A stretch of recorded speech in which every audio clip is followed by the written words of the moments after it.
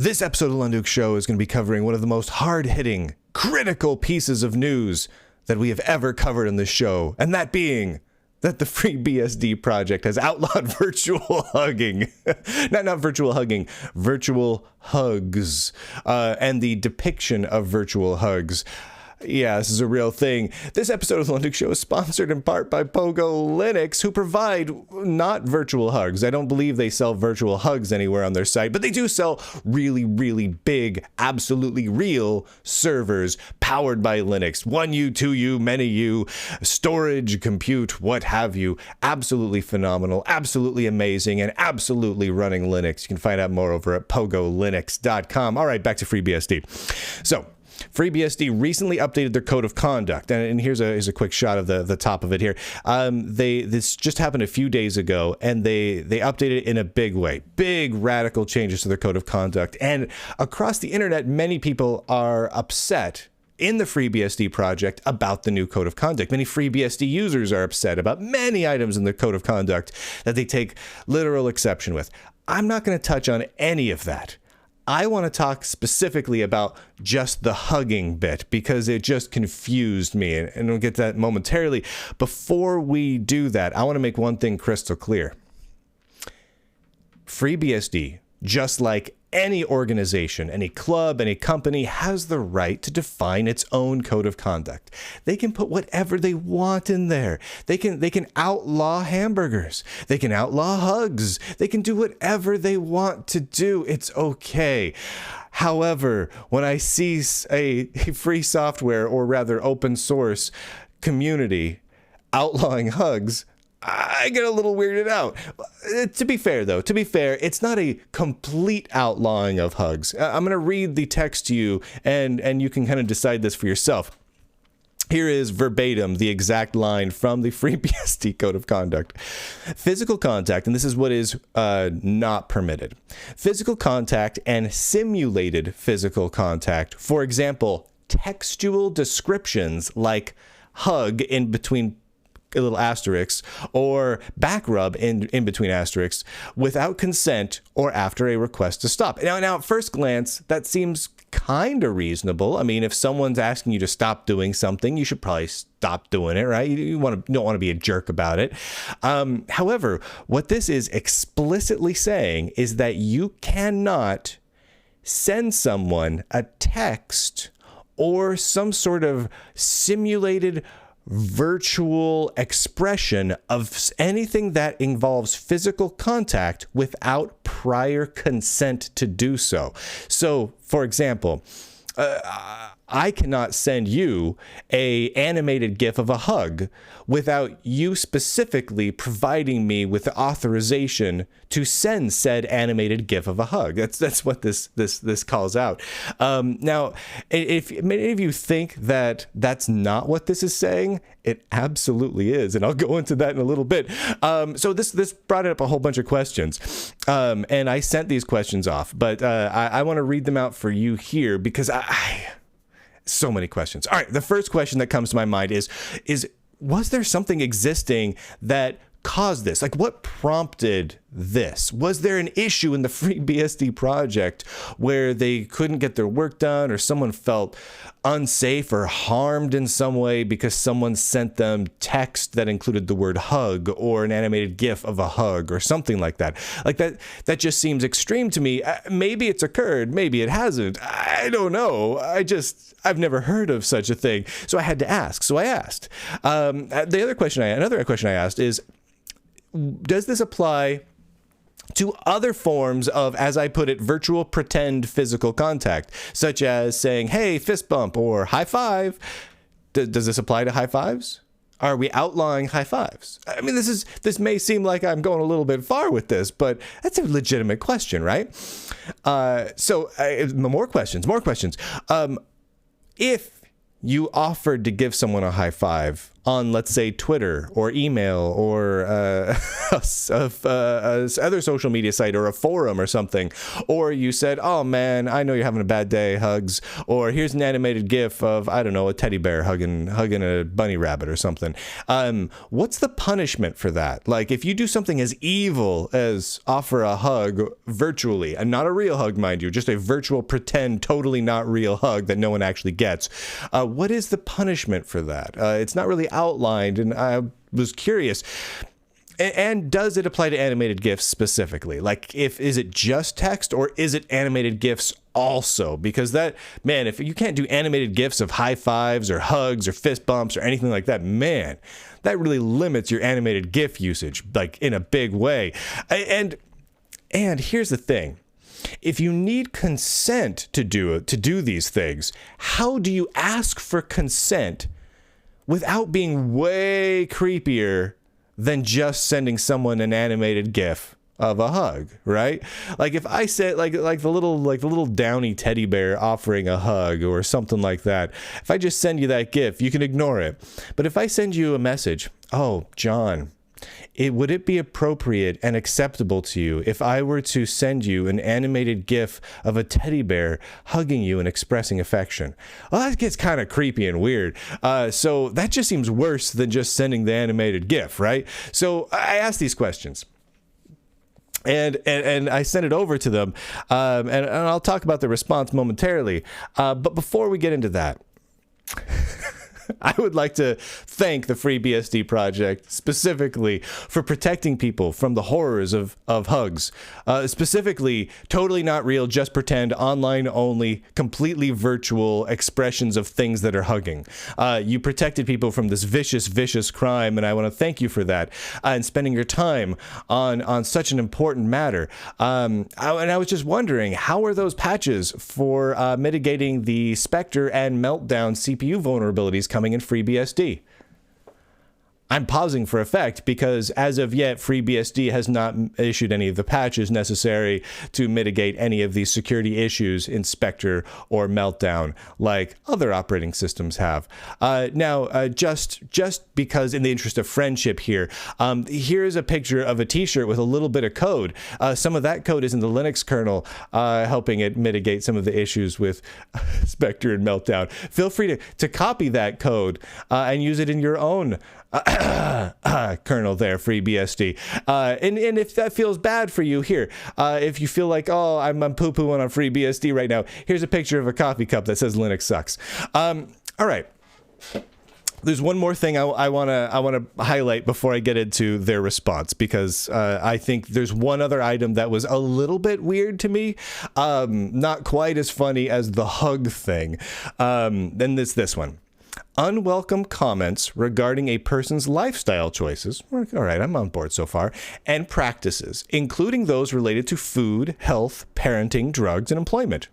Again, first glance, this seems pretty reasonable. You know, you don't want to be a jerk to someone else, right? We all want to be nice to each other. We want to support each other. We want to be supportive of each other. This is a good thing. This is specifically saying, though, that it is not allowed to make unwelcome comments regarding a person's food. Now, I have questions around that, because you don't normally put things, and I'm okay with that. If FreeBSD wants that to be part of their code of conduct, totally okay. Totally okay. Food is off limits. No talking about food. Got it. But usually when things are in a code of conduct and they're this specific, like outlawing hugging and talking about food without prior authorization, it's usually because something happened, right? What I'm curious about is the story about the food. Like, what happened that was so traumatic and disastrous and constantly occurring? It had to have been a repeating thing for it to be in the code of conduct. If one person one time said, "Really, you're gonna eat that burger? That looks gross," you wouldn't think that would make it into a code of conduct, right? So what was so intense about someone pointing out someone else's food that caused them to put it into the code of conduct? I wanted to know the answer to this. So I reached out to FreeBSD core team. Now, the FreeBSD core team is basically like the FreeBSD board of directors.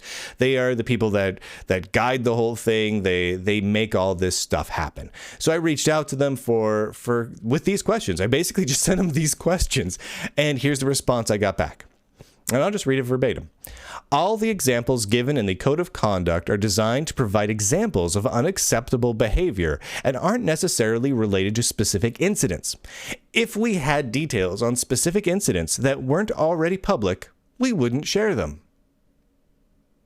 So they aren't related to any specific incidents, but if they were, they wouldn't tell me anyway. All right, fair enough.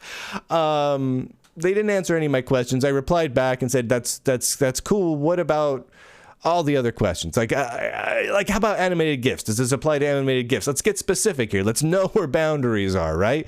If this is all about boundaries, let's know where the boundaries are. Like, can I send you an animated GIF of a high five? Honestly, it looks like I cannot, but this kind of left it up in the air.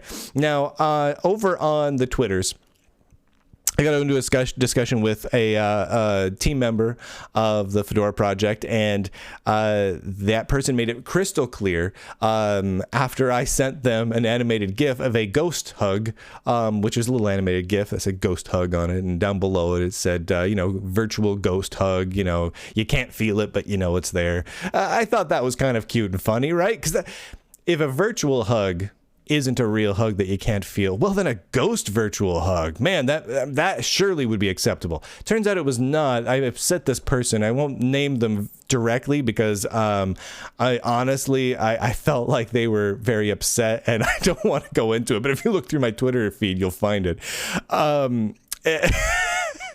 And they got really upset. And so I'm like, all right, you know what, that's fair. How about high fives? Are high fives out? And they just ranted against me. They're like, oh man, I was just being mean and I was being awful. And I'm like, so no high fives? Never really got an answer about that, about high fives specifically. But supposedly, yes, animated GIFs of silly hugs are absolutely outlawed without prior written consent under the Code of Conduct. They made that crystal clear to me. So I went on Twitter and I put up a poll, and I said in the poll, is it okay to tweet someone an animated GIF implying you are offering a virtual and totally not real hug without their prior consent? Shockingly, 88% of the people said, yeah, that's okay. And 12% of the people, almost doubly shockingly, said, no, it's not okay. Now, at first I thought, wow, 12% of my audience thinks virtual hugs are just awful.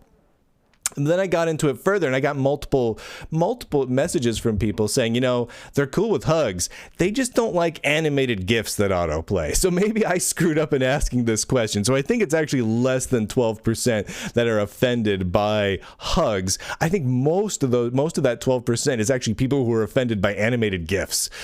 So I think if I redid this poll and just said hugs as text, I think it would be almost 100% yes, it's okay. Now, clearly there are some people that disagree with that, but boy, howdy, yeah, they're in the minority here. So I was looking into this a little bit, trying to figure this out, because this just seemed bonkers to me, right? I mean, this is a really weird policy to have.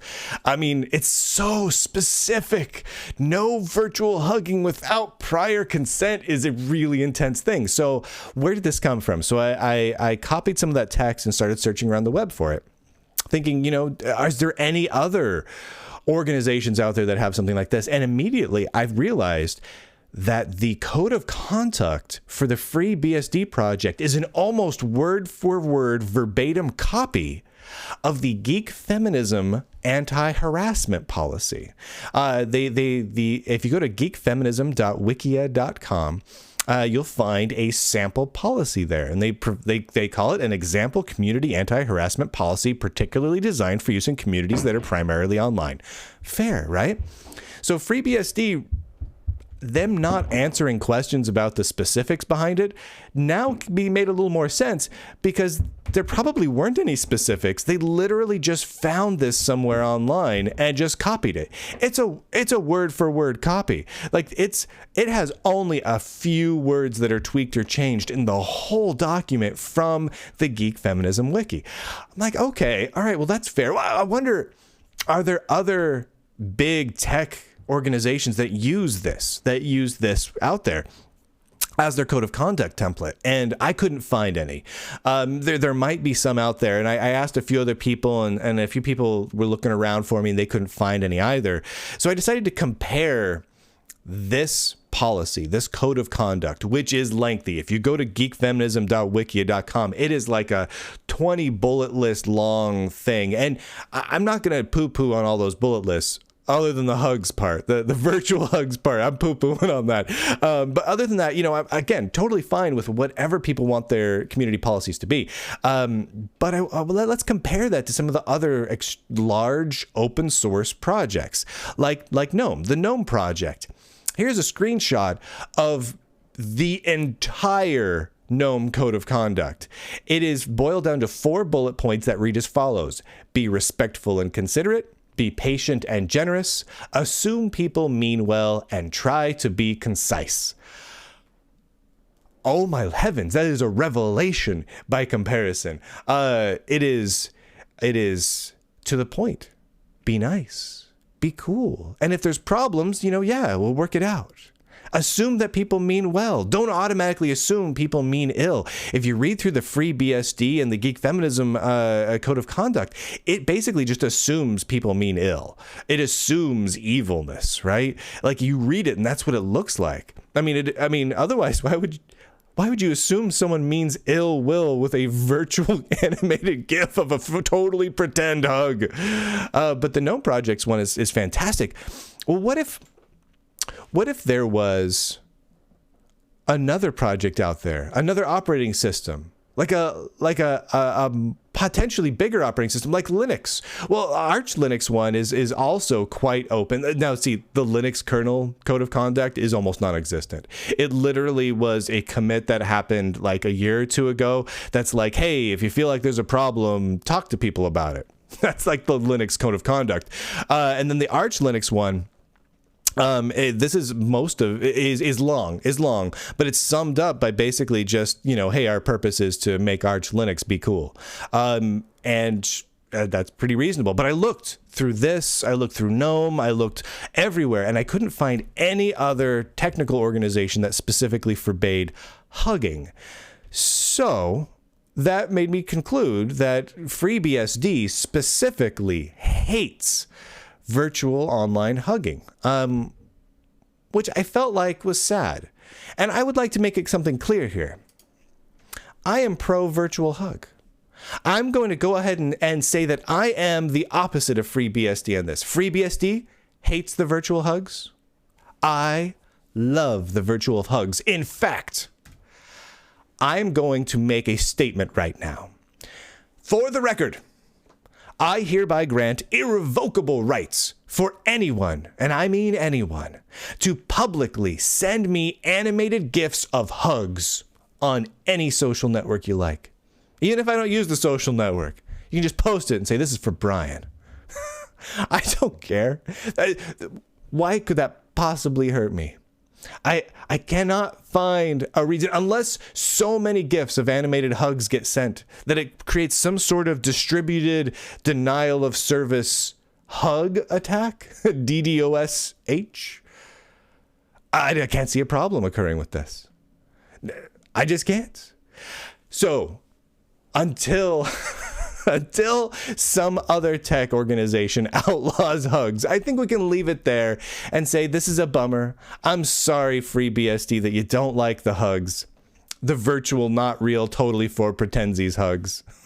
Oh, notice they say we're really specific about pretend hugs. I'm sorry about that. And until some other tech organization brings it up, I'll just let it be. And I just want to make sure everyone is aware that I'm cool with it. And you know who else I bet is cool with it? System 76. I haven't talked to them about this, but I bet if you go to System 76, who helps sponsor this show, and you say, System 76, I want to hug you guys, I bet you they want to hug you too. Virtually, with an animated GIF maybe. And here's some laptops that they make at System 76, all running Linux, not running FreeBSD. Don't know why that is. It might be because FreeBSD hasn't been patched with massive vulnerabilities such as Spectre or Meltdown yet. Who knows, right? Anyway, but I'm sure you can run FreeBSD on there. I don't want to say System 76 is anti-FreeBSD. I don't want to imply anything like that. This is just Brian randomly mouthing off right now. But their laptops at System 76 are fantastic. They're delicious, and I want to buy one myself. And Lulzbot. Lulzbot makes 3D printers like the Lulzbot Mini or the Lulzbot Taz, which is the big brother of the Lulzbot Mini. The Lulzbot Taz prints about a 6-inch by 6-inch by 6-inch area. The Taz is more of almost a foot. It's like an 11 point something inch, I believe, square. Beautiful, beautiful 3D printers. Lulzbot.com, great sponsor of this show. I also want to thank the supporters of this show over at patreon.com. Here's an updated list of all the supporters. This is the top level supporters. This is just, I have 3 tiers of people that support the show. And I put them in bits. It's 8-bit, 16-bit, and 32-bit. Just because. These are the 32-bit level supporters. I just had to reduce the font size from what it used to be because there's some more of you now. There's like 530 total supporters. You guys are amazing. You guys are truly, truly amazing. You guys help keep the lights on. Notice it's brighter now, huh? I'm not very good with the lights, but I could not do this all without you. Now, coming up next week, next Tuesday, February 20th, hang out at the YouTube channel. Go to youtube.com/Brian Lunder. We're going to have a live stream from 9 a.m. to 9 p.m. Tons of guests, reviews, hands-on stuff. It's a non-stop onslaught of 12 hours of just awesome shows back to back, all live. It's going to be fantastic. We're going to be raising money not just to help this show keep its lights on and grow, but some of the other shows and projects out there as well to just try and, rising tide raises all ships and all that. So we're going to try and help all of us out all at once. Anyway, so tune in for that next Tuesday, February 20th. It's going to be awesome. And while you're there, hugs will be appreciated. Virtual hugs, pretendy hugs. They're cool.